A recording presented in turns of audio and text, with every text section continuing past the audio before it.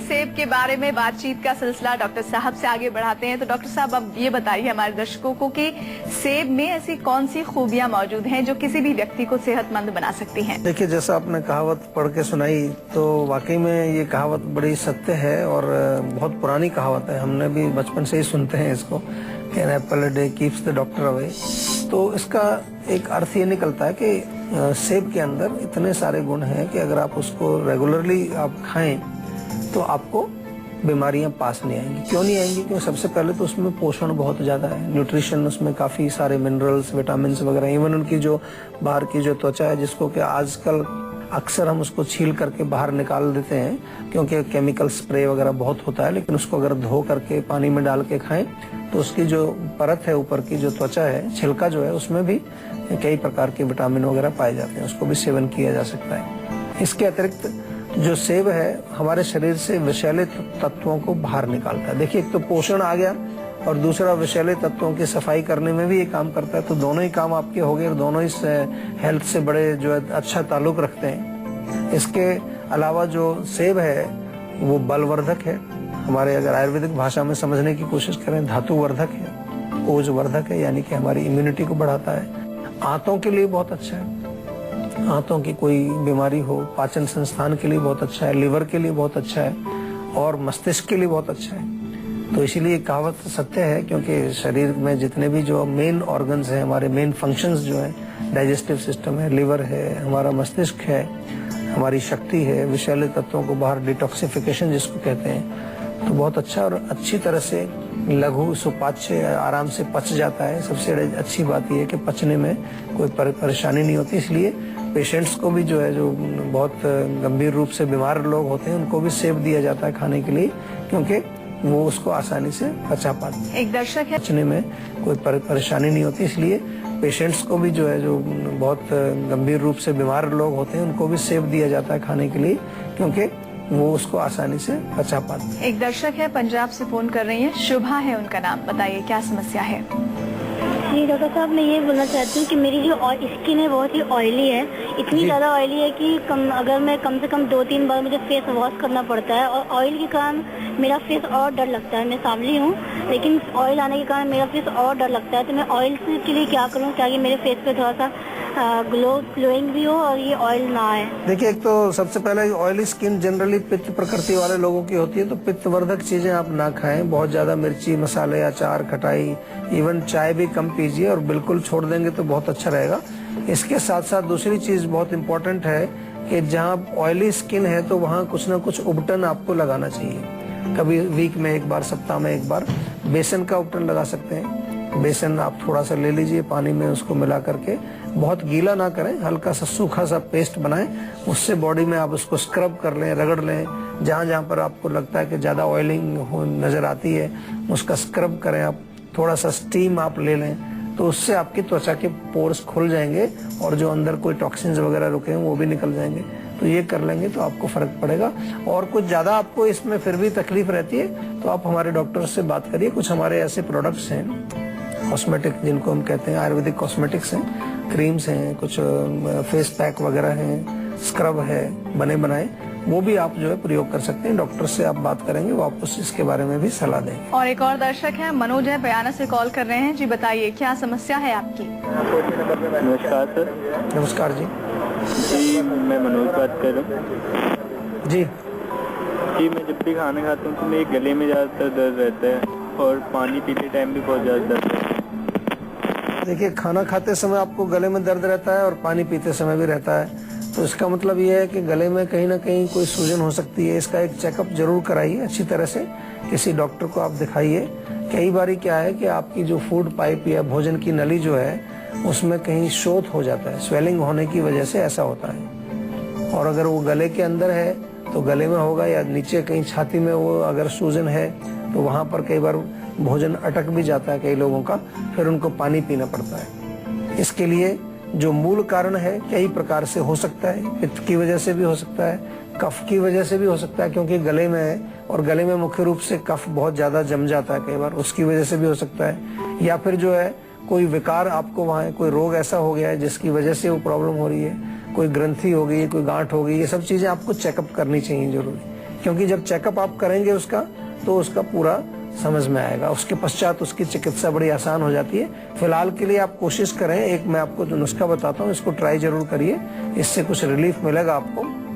मेथी दाना आपके घर में होता है, मेथी दाना 1 चम्मच लीजिए और 1 गिलास पानी में डाल के उसको अच्छी तरह से उबालिए, 3-4 मिनट तक उबलने दीजिए अच्छी तरह से। जब उबल जाए तो उसको छान लीजिए और इस पानी से थोड़ा सा नमक भी उसमें डाल लेंगे तो अच्छा है। इस पानी से फिर आप गरारे करिए, दिन में 2 बार आपको गरारे करने, उससे आपको कुछ रिलीफ मिलेगा।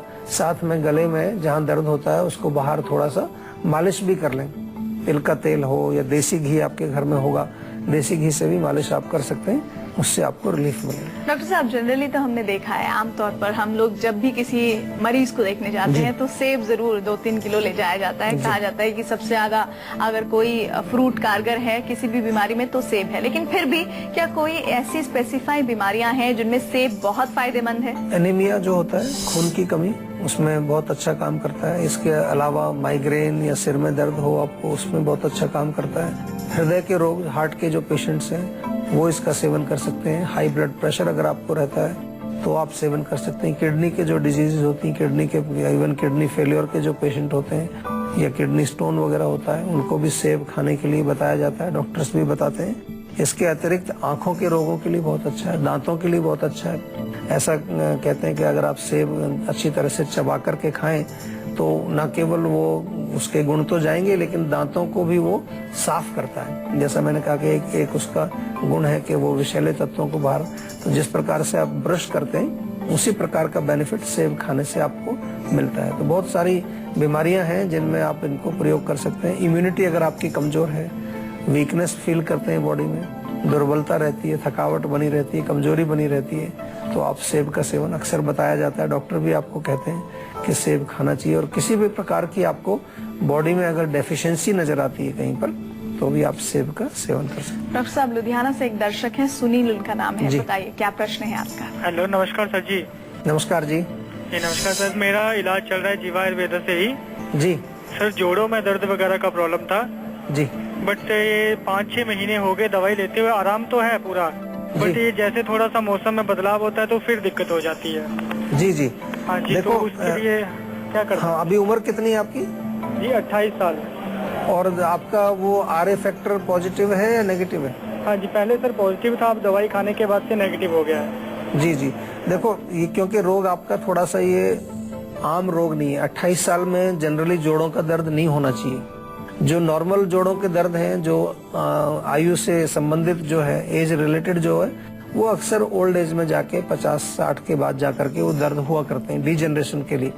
लेकिन ये जो आपने बताया कि अर्थराइटिस या रूमेटॉइड अर्थराइटिस, दवाई आपने खाई, उससे आपको लाभ भी मिल रहा है, लेकिन अभी मैं समझता हूँ कि 5-6 महीने आपने दवाई खाई है, अभी और खानी पड़ेगी। 2-3 महीने तो कम से कम, 3-4 महीने, पूरा 1 साल भी इसको अगर खाएं, 6 महीने हो गए, 6 महीने और, तो इसमें कोई आपको हर्ज नहीं है, क्योंकि ये रोग हमें बिल्कुल जड़ से निकालने चाहिए ताकि दोबारा ना आए। और इससे बड़ी बात ये है, ये भी आप समझ लीजिए कि जब कभी अगर आपने कहा कि मौसम बदलने पर थोड़ा सा तकलीफ बढ़ जाती है, ये अर्थराइटिस यानी कि आम वात का एक गुण है। आयुर्वेद में लिखा हुआ है कि जब बरसात का सीजन आता है तो आम वात के पेशेंट्स के दर्द जो है जोड़ों में बढ़ जाते हैं। या बहुत ज्यादा ठंड पड़ती हो या कभी गर्मी के मौसम में भी अगर आप AC में ज्यादा देर रह जाएं या कूलर इत्यादि के सामने आप सो जाएं, उससे भी आपको दर्द बढ़ जाता है। तो इन चीजों का भी आपको ध्यान रखना है। दवाई जो है वो केवल जो हम देते हैं औषधि, वही केवल दवाई नहीं है। इसके अलावा आपने अपना लाइफस्टाइल, जीवन शैली, मौसम का, ऋतुचर्या का ध्यान रखना है, आपको दिनचर्या का ध्यान रखना है, आपको खाने पीने का भी बहुत ध्यान रखना है। क्योंकि इस रोग में अगर आम बनाने वाली चीजें आप खाएंगे, उड़द की दाल, राजमा, छोले, गोभी, तो वो भी आपको नुकसान करेगी। हम मना करते हैं, आपको डाइट चार्ट बना के भी देते हैं पूरा, बादी वाली चीजें आपको नहीं खानी चाहिए।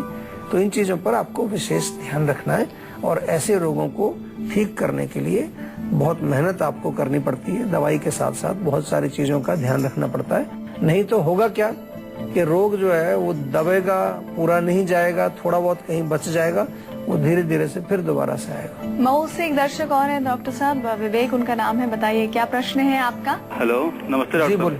नमस्कार जी। डॉक्टर साहब, एक चीज पूछनी थी कि डॉक्टर साहब, मैं खाता तो बहुत कम हूँ, लेकिन ऐसा लगता है शरीर मेरे बहुत ज्यादा लगता है और मैं मोटा होता जा रहा हूँ। तो कोई ऐसा उपाय बताइए कि खाता भी रहूँ और पतला भी हो जाऊँ समय से। नहीं, ऐसे तो बहुत सारे उपाय हैं, क्योंकि जो आप अगर भोजन उसमें देखना पड़ेगा आपको कि क्या खाते हैं। अब आप ऐसी चीजें खाएंगे जिसमें फैट की मात्रा अधिक है, चिकनाई है, दूध से बनी चीजें हैं, पनीर है, दही है या मक्खन मलाई है, ऐसी चीजें खाएंगे, मिठाई ज्यादा खाएंगे, बहुत ज्यादा तली चीजें खाएंगे, तो उससे वजन बढ़ेगा।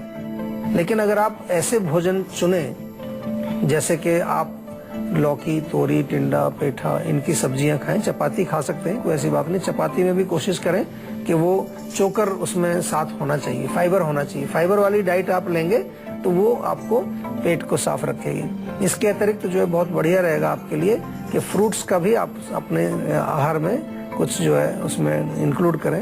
फ्रूट्स बहुत इजीली डाइजेस्ट हो जाते हैं, पोषण उनमें अच्छा होता है, फैट नहीं बढ़ाते हैं। और इसके साथ साथ सलाद का सेवन आप जरूर करिए। सलाद बहुत अच्छी चीज है। कुछ चीजें हमारे आयुर्वेद में बड़ी अच्छी बताई गई हैं, जैसे कि पोहा है, उपमा है, मूंग की दाल है, मूंग की दाल की खिचड़ी है। इनका सेवन आप रेगुलरली कर सकते हैं, कोई घबराने वाली बात नहीं है। इनसे आपका वजन बिल्कुल नहीं बढ़ेगा। और थोड़ा सा एक्सरसाइज पर भी जरूर आप एक विशेष ध्यान दीजिए, एक समय अपना निकालिए। फिर भी अगर आपको लगता है ये सब करने के बाद भी, हो सकता है आप ये सब करते भी हों और आपको फिर भी वजन बढ़ता है या फिर भी शरीर आपका थोड़ा हैवी है, तो इसका मतलब क्या है? इसका मतलब है कि आपकी प्रकृति जो है शरीर की वो कफ है, और कफ प्रकृति वाले लोगों का शरीर थोड़ा सा हैवी होता है। तो फिर वो प्रकृति को आप नहीं बदल सकते हो, प्रकृति आपकी ऐसी रहेगी। लेकिन अगर खान पान में कहीं गड़बड़ है तो उसको जरूर आप ठीक करिए, और साथ में शोधन चिकित्सा कहीं ना कहीं थोड़ा बहुत करते रहा करिए। शोधन मतलब शुद्धि, स्रोत शुद्धि। इवन आप अगर कुछ 3-4 महीने के बाद 2-3 या 4 दिन का फास्टिंग कर लें, कंप्लीट फास्ट नहीं करना, आप केवल फ्रूट्स खाएं 3 दिन तक, या साथ में गुनगुना पानी आप पिएं, उसमें थोड़ा अदरक डाल करके उबाल करके थोड़ा हल्का सा नमक या नींबू डाल करके आप लें, तो ये शोधन शरीर का उससे होता है, शुद्धि होती है। तो ये छोटी चीजें हैं, इनको हम अक्सर भूल जाते हैं और बहुत बड़ी बड़ी चीजों में अपना दिमाग हम लगा के रखते हैं, और उन चीजों को हम सोचते रहते हैं, चिंता करते रहते हैं कि हम सब इतना सब कुछ कर रहे हैं फिर भी क्यों हमारा रोग ठीक नहीं हो रहा है। तो कहीं छोटी सी चीज को हम भूल जाते हैं कभी कभार। चलिए अब जल्दी से अब बात कर लेते हैं आज की संजीवनी की, जिसमें डॉक्टर साहब आपको बताएंगे सेब की वो शानदार खूबियां जो साबित हो सकती है आपके लिए सेहत की संजीवनी। तो डॉक्टर साहब क्या है आज की संजीवनी? देखिए, सबसे पहले तो सेब न्यूट्रिशन के लिए बहुत अच्छा है, या आपके इम्यूनिटी के लिए बहुत अच्छा है कि किसी प्रकार का आपको हीमोग्लोबिन की कमी हो, एनीमिया जिसको कहते हैं, तो रोज आप जो है दिन में 2 बार या तो एक सेब खाइए, 2 बार मैं बोल रहा हूँ, या फिर जो है सेब का जूस निकाल करके भी आप पियेंगे तो उससे बहुत फर्क पड़ेगा। इसी प्रकार से अगर आपको लूज मोशन हो जाते हैं, कई बार लूज मोशन से क्या होता है, बार बार मल जाने की वजह से आपको कमजोरी आ जाती है बॉडी, तो उसमें सेब का सेवन कैसे करेंगे? कच्चा नहीं खाना, कच्चा खाने से कई बार वो पचेगा नहीं आपको। सेब को बॉईल कर लीजिए आप, पानी में डाल के उसको उबाल लीजिए जैसे आलू उबालते हैं, और उसको फिर आप खाइए, बहुत बढ़िया टेस्ट आता है। चाहे तो थोड़ा सा उसमें भुना हुआ जीरा डाल सकते हैं ऊपर से, दालचीनी थोड़ी डाल सकते हैं ताकि पाचन आपका अच्छा रहे। वो आप दिन में खाएंगे तो उससे आपको लूज मोशन में कमजोरी नहीं महसूस होगी। इसी प्रकार से छोटे बच्चों में भी कई बार जो है पेचिस हो जाती है, तो उनको सेब का गूदा, आप सेब को मैश करके गूदा उसको चम्मच से खिलाएं तो उनको काफी फर्क पड़ता है। किडनी स्टोन्स अगर हो, पथरी जिन लोगों को बार बार बनने लगती है, कई लोग कहते हैं जी ऑपरेशन भी करा लिया, फिर दोबारा तीसरी बार चौथी बार पथरी उनको बन गई, तो सेब का सिरका उसमें बड़ा अच्छा काम करता है। सेब का सिरका 1-1 चम्मच 1 कप पानी में घोल करके दिन में 2-3 बार आपको पीना चाहिए, और दांतों के लिए बहुत अच्छा है। दांतों में आपको वीकनेस फील होती है या दांत थोड़े बहुत कमजोर महसूस होते हैं, तो आप सेब खाइए, उससे आपके दांत मजबूत रहेंगे। और इतने टिप्स की जिसमें डॉक्टर साहब आपको बताएंगे गर्दन दर्द दूर करने के आसान और कारगर नुस्खे। तो डॉक्टर साहब क्या है आज की संजीवनी टिप? देखिए, गर्दन दर्द के नुस्खे तो जरूर बताएंगे आपको, लेकिन सबसे पहले ये बताना जरूरी है कि गर्दन दर्द होता क्यों है। मोस्टली जो हम देखते हैं कि लोग एक्सरसाइज नहीं करते, स्ट्रेचिंग नहीं करते बिल्कुल, या उनका बिस्तर जो है खराब होता है, बहुत सॉफ्ट मैट्रेस होगा या तकिया बहुत ऊंचा होगा, या आप ऑफिस में दिन भर बैठ के कंप्यूटर पर काम करते हैं पोस्चर की वजह से। तो इसका थोड़ा ध्यान रखना चाहिए। अगर आप ऐसा कुछ भी कर रहे हैं तो अगर अभी भी नहीं हो रहा है दर्द, तो आपको आने वाला है दर्द कुछ दिनों में। तो थोड़ा एक नियम बनाइए कि अपने गर्दन को थोड़ा घुमाने का, उस कंधों को थोड़ा स्ट्रेच करने का, थोड़ी हल्की सी मालिश करने का तिल के तेल से, तो इनसे आपको काफी रिलीफ रहता है। जो आपकी मांसपेशियां हैं, ये गर्दन के पीछे की मांसपेशियां हैं, इनको सॉफ्ट रखना चाहिए, इनको फ्लेक्सिबल रखना चाहिए, इनमें स्टिफनेस नहीं आनी चाहिए, उसी की वजह से दर्द होता है। एक और बहुत कॉमन सा कारण आजकल देखा जाता है कि मानसिक तनाव। ऐसा कहा जाता है कि जितना तनाव आपको रहेगा वो सब यहाँ कंधों पर ही रखा रहता है, तो उससे भी आपके कंधे टाइट हो जाते हैं, गर्दन में दर्द हो जाता है। तो मालिश करने से उसमें लाभ मिलता है। मेथी का सेवन अगर आप करें, मेथी का पाउडर जो है या मेथी के दाने 1 चम्मच सुबह रोज खाली पेट उसका सेवन करें, उससे भी आपको रिलीफ मिलता है। या गर्म पानी में थोड़ा सा सौंठ और हल्दी मिला करके आप पिए, उससे आपको रिलीफ मिलता है। ये अंदर से उसमें लाभ पहुंचाता है। और अगर गर्दन दर्द बहुत पुराना हो गया, कई पेशेंट्स का मैं देखता हूं कि उनका तो पूरा गर्दन के ऊपर इतना बड़ा एक जैसे वो एक मांस जैसा दिखाई देता है पीछे, इतना सूजन हो जाता है, इतना टाइट वो हो जाता है कि लगता है कि कोई वहां पर गांठ बन गई इतनी मोटी। तो ऐसे केसेस में पंचकर्म की चिकित्सा बहुत अच्छा काम करती है। पुराना गर्दन का दर्द हो, ठीक नहीं हो रहा है, सब कुछ करा लिया आपने, तो उसमें 5-7 दिन कम से कम आप पंचकर्म कराएं। स्नेहन, स्वेदन, पोटली मसाज, कई प्रकार की चिकित्सा उसमें की जाती है, तो उससे आपको बहुत लाभ मिलेगा। तो